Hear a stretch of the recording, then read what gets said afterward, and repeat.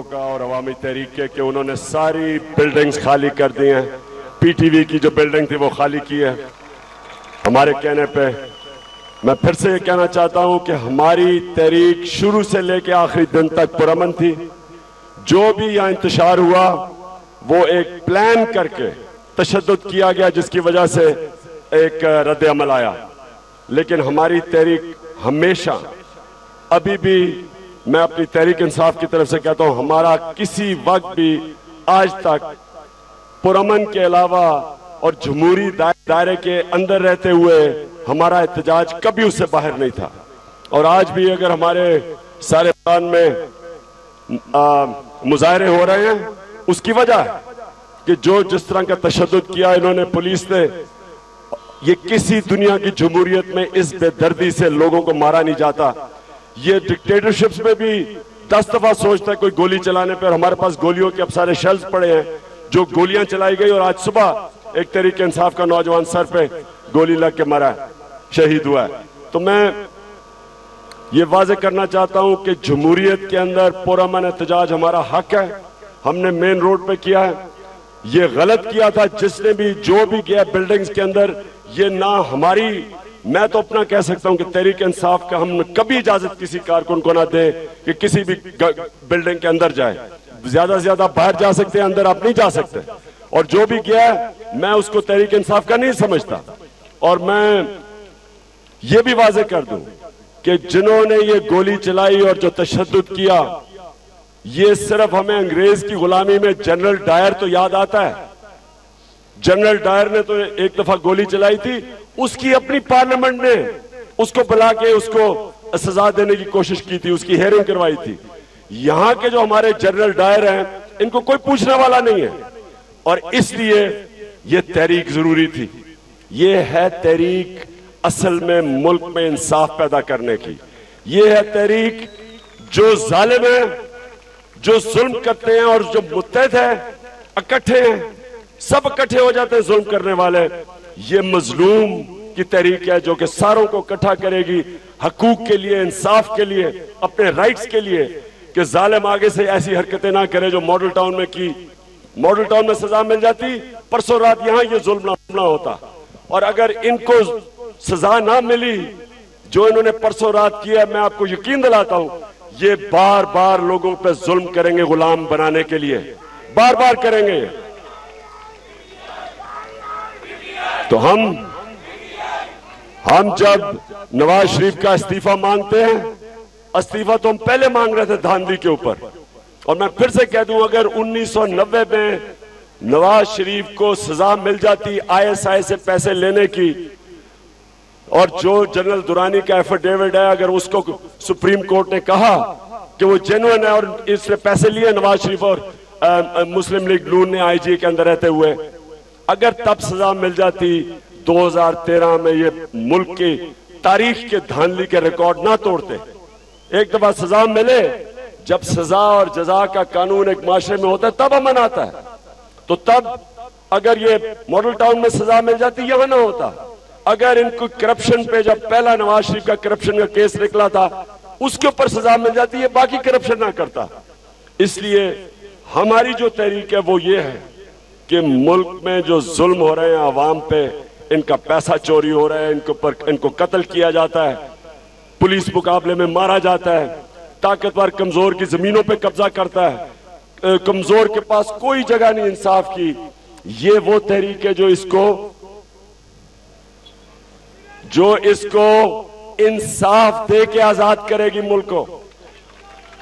जिस कौम में इंसाफ होता है वो आजाद होते हैं। मदीना की रियासत में अदल और इंसाफ हुआ था तो लोग आजाद हुए थे और अजीम कौम बने थे। जुल्म के निजाम में कभी कौम आगे नहीं बढ़ती। थोड़े से लोग जुल्म करते हैं, बाकी कौम उनकी गुलामी करती है। ये तहरीक है ये जालिम जो ऊपर बैठे हुए हैं इनकी गुलामी से निजात हासिल करवाने की। और ये जो हम कर रहे हैं, हम ये जो नवाज शरीफ को कह रहे हैं, इसको कानून के नीचे लेके आ रहे हैं। ये जो दुनिया का कानून है, कोई दुनिया का कानून इजाजत नहीं देता किसी भी डेमोक्रेटिक इलेक्टेड लीडर को इस तरह की हरकतें करे जो नवाज शरीफ अब तक करता गया, 30 सालों से करता गया है। और कभी इसको एनआरओ मिल जाता है और सऊदी अरेबिया भेज देते हैं, मुकमुका हो जाता है और बच जाता है, अपनी दौलत भी रख लेता है और ये आपस में डील्स करते हैं। ये वक्त है, कोई मुकमुका नहीं, कोई एनआरओ नहीं, कोई डील नहीं। तुमने जो जुर्म किया उसकी हमें सजा दे के आपको दिलवाएंगे।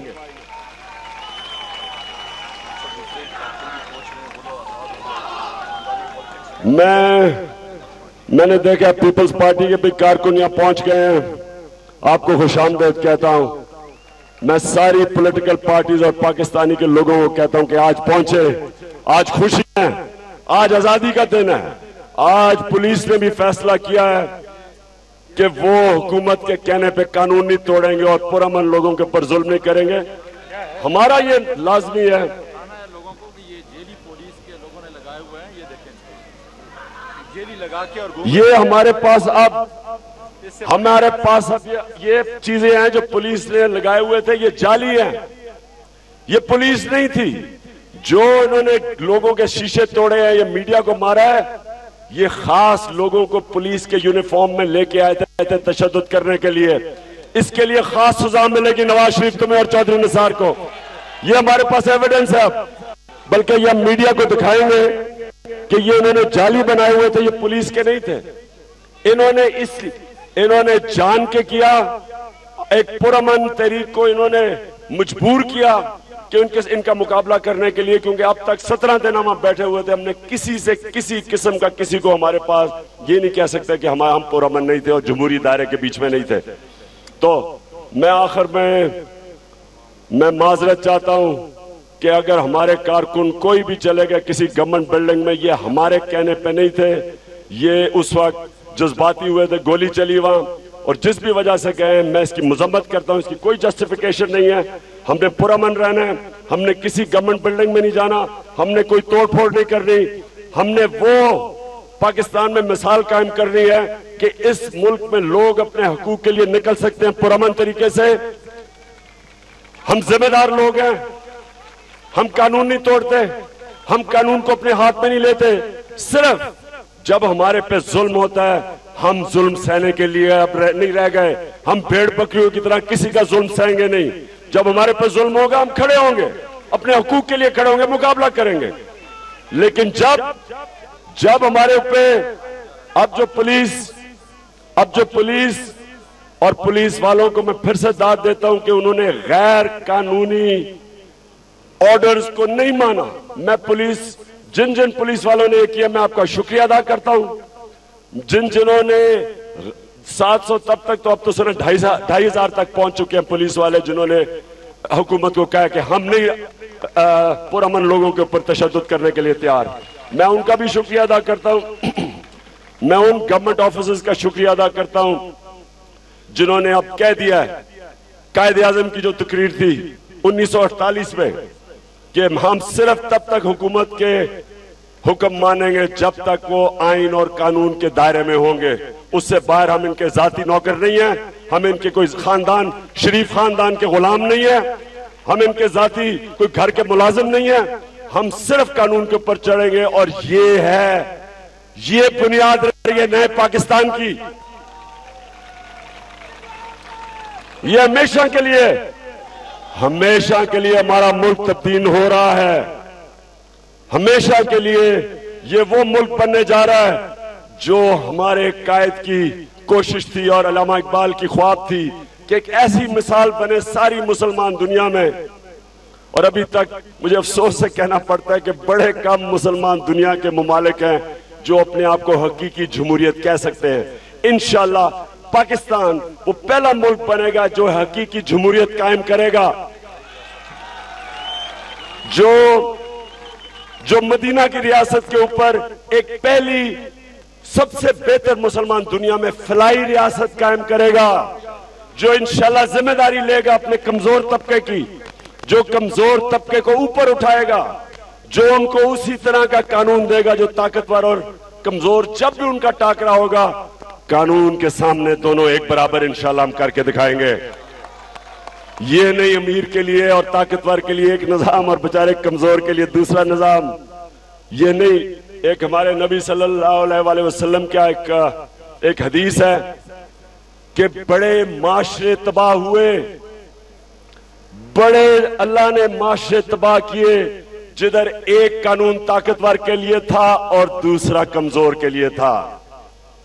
हमारा माशरे की सबसे बड़ी तबाही की वजह यह है कि एक ताकतवर के लिए कानून है, वो जो मर्जी कर ले मुल्क में, वो मनी लॉन्ड्रिंग करे, पैसा चोरी करे, लंदन में जायदादें ले, इंग्लैंड का तकरीबन सबसे बड़ा एशिया का इन्वेस्टर भी बन जाए, कोई उसे ना पूछे, और दूसरों को कहे, करोड़ों रुपया खर्च करे बैरून मुल्क दौरे पे, कही जी मैं बाहर से सरमायाकारी लेके आ रहा हूं, और मियां साहब अपना पैसा तो यहां ले आओ, बाकी खुद ही लोग बाहर से पैसा ले आएंगे जब अपना पैसा लेके आओगे। और इनको कोई पूछे, इनकी दौलत और इनकी करप्शन के ऊपर कोई बात करे तो जमहूरियत खतरे में आ जाती है। जब इनसे कोई कहे जी धांधली किया आपने, मेहरबानी करके 4 हल्के खोल दे, जमहूरियत खतरे में आ जाती है। जब इन्हें कोई कहे कि ये आपने क्या किया, ये जो आपने पुलिस की फोर्स, और शुक्र है कि मीडिया ने अपनी आंखों से देखा, और मैं फिर से मीडिया का इस मुल्क की जमहूरियत को यहां पहुंचाने में बहुत बड़ा हाथ है। तालियां बजाएं इनके लिए।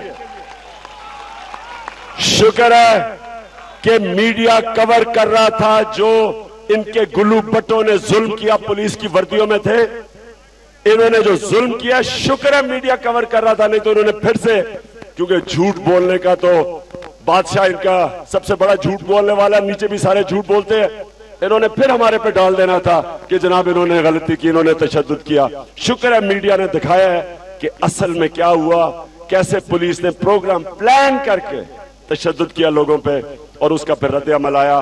और माशाअल्लाह मैं आज दाद देता हूं, ये जो जंग जीती गई है, क्योंकि इंशाल्लाह अब जीत गए। अब नवाज शरीफ का वक्त है, 1 घंटे में खबर सुनेंगे, 6 घंटे में सुनेंगे, 12 घंटे में सुनेंगे, कल सुनेंगे।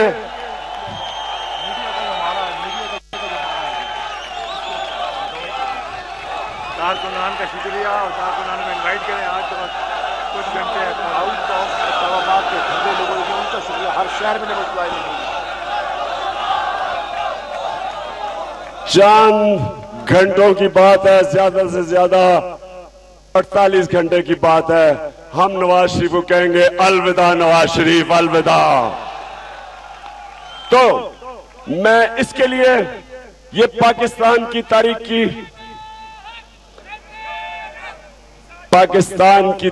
की ये सबसे बड़ी तहरीक निकली है। तहरीक पाकिस्तान के बाद इतनी बड़ी तहरीक नहीं निकली कि 17 दिन लोग मुसलसल आते रहे, सारा पाकिस्तान देखता रहा, करोड़ों लोग टेलीविजन पे देखते रहे, सारा मुल्क देख रहा था कि क्या ये कामयाब होते हैं नया पाकिस्तान बनाने के लिए, और ये बादशाहत को खत्म करने के लिए क्या कामयाब होते हैं या नहीं।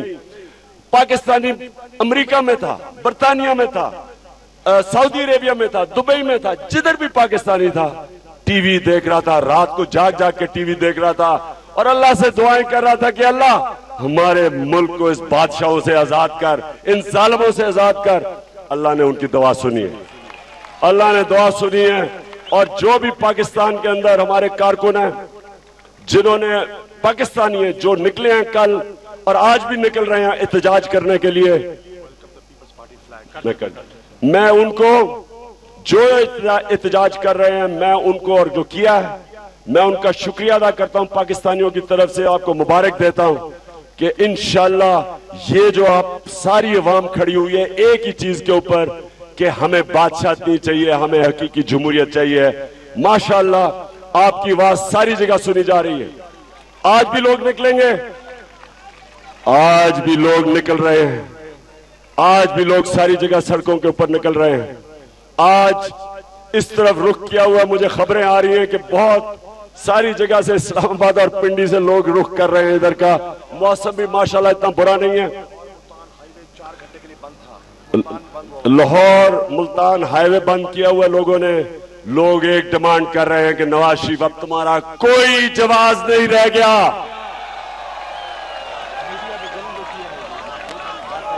और हमें कोई ये ना कहे, कोई हमें ये ना कहे, और गलत लोग मीडिया पे और कई लोग डिसइंफॉर्मेशन फैला रहे हैं कि हम फौज को बुला रहे हैं। मुझे ये बताएं, मैं कौन सी गैर कानूनी और आईनी बात कह रहा हूं कि इलेक्शन में धांधली हुई? उस इलेक्शन का हमने सारे कानूनी रास्ते जब आपने बंद कर दिए, हम अपना हक, जमहूरी हक लेके हम सड़कों पे निकले। हमने सिर्फ डिमांड किया कि नवाज शरीफ, क्योंकि आपने धांधली का हिस्सा थे और सबसे बड़े जो फायदा हुआ उस धांधली का वो आप थे, इसलिए 1 महीने के लिए जब इन्वेस्टिगेशन हो रही है आप वजीर आजम ना बने। ये सारी दुनिया की जमहूरियतों का असूल है। कौन सी गलत बात की हमने? और हमने, मुझे बताएं, इसमें कौन सी मैंने गैर आईनी और गैर कानूनी चीज की? अगर जिसको ये समझ नहीं, उसको जमहूरियत की समझ नहीं है। मैं मगरबी जमहूरियत को इन सबसे बेहतर जानता हूं, मैं समझता हूं उसको। हमारी बिल्कुल जायज थी, हमने किसी सूरत फौज को नहीं कहा। इन्होंने फौज जनरल रहील को कहा कि बीच में हमारे साथ मिले और हमारे साथ बातचीत करवाए, और इन्होंने फिर जलील किया जनरल रहील को बाद में कि जी वो खुद ही मिल गए, और झूठ बोला जाके असेंबली के अंदर। हम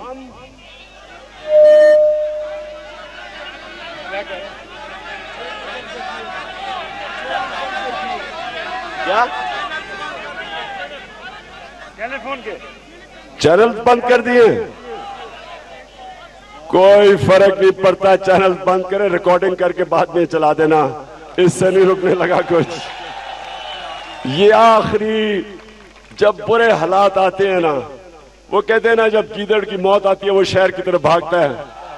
जब बुरे हालात होते हैं वो हर में इस्तेमाल करेगा। और कल मैं आपको बता दूं, इनका पूरा प्रोग्राम था कल रात हमला करने का यहां, और मुझे और डॉक्टर साहब को उठा के जेल में डालने का पूरा प्रोग्राम था। एफआईआर तो कटवा दिए मेरे पे, मेरे ख्याल में उन्होंने। हाँ, कटवाने जा रहे हैं एफआईआर कटवाने, यानी जुल्म भी हमारे ऊपर और एफआईआर भी हमारे ऊपर। लेकिन सुन ले जरा, आखिरी चीज ये देख ले कि ये होता है पाकिस्तान में, जुल्म भी आपके ऊपर और ताकतवर एफआईआर भी आप पे कटवा देता है। यानी कोई इंसाफ का तकाजा नहीं है, और ये सामने पकड़े गए। ये भी शाह साहब अभी आपको बताएंगे जो हमने नवाज शरीफ के ऊपर एफआईआर कटवाई है। और मैं आपको बता दूं, तहरीक इंसाफ की सारी क़यादत इकट्ठी खड़ी है। कोई गलत फहमी किसी को ना हो कि हमारे में कोई इख्तलाफात है। हम सब इकट्ठे हैं, हम आखिरी दम तक इकट्ठे हैं। हम जब तक नया पाकिस्तानी बनाते हैं हम इकट्ठे हैं। साथियों, ये घबराहट में इमरान खान के खौफ में मुब्तला है। इमरान इनकी नफ्सियात पर सवार हो चुका है और इन्होंने फैसला किया इमरान खान पे एफआईआर कटवाने का। पता नहीं उस पर अमल दरामद होता है या नहीं होता, क्योंकि पुलिस वो एफआईआर काटने से इनकारी हो रही है। लेकिन मैं आज मीडिया के जरिए और तहरीक इंसाफ के कारकुनों के जरिए कह रहा हूं कि तुम जो करो या न करो, मैं आज ये एफआईआर लेकर आया हूं नवाज शरीफ, निसार और उन्होंने जिन्होंने तहरीक इंसाफ और अवामी तहरीक के कारकुनों पर जुल्म किया, मैं उन पर एफआईआर कटवाने आज जा रहा हूं। आईजी इस्लामाबाद सुन लो, जिन्होंने दहशत की है, जिन्होंने हमारी बेटियों पर, हमारी बच्चियों पर, शीरखार बच्चों पर टेर गैसिंग की है, जिन्होंने लाठियां बरसाई हैं, जिन्होंने लाशें गिराई हैं, हमने बड़ा सब्र का, तहम्मुल का हमने दामन नहीं छोड़ा। ये मेरे हाथ में है। मैं सिर्फ इमरान खान से इसकी मंजूरी लेने आया था और इंशाअल्लाह मैं और हमारे दीगर कायदीन आज जो सेक्रेटेरिएट थाना है, मैं इसमें जाऊंगा और